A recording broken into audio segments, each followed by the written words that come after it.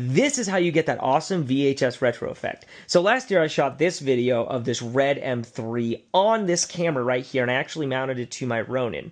So what is the actual setup and how do you pull off that look and this effect? The first thing you're going to need is to get a high 8mm cassette camera. I shoot on a Sony TRV-98. Any of the TRV series are phenomenal. The reason being is because they actually use NPF batteries. If you have a camera monitor, you more than likely have multiple of these laying around. These are still used today. The next thing you're going to have to get is a FPV recorder. This one is from Immersion RC.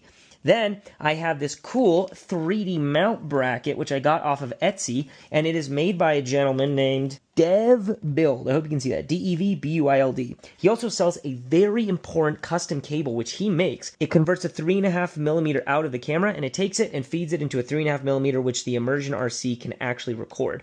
So why do all this? You could technically do everything with just the camera and a high 8 tape. You can. The issue with this is after you get all the equipment so you can actually connect it to a computer, every second of footage you record is 1 second you have to spend watching the footage to transfer it. It's not a digital file. You have to literally record the recorder.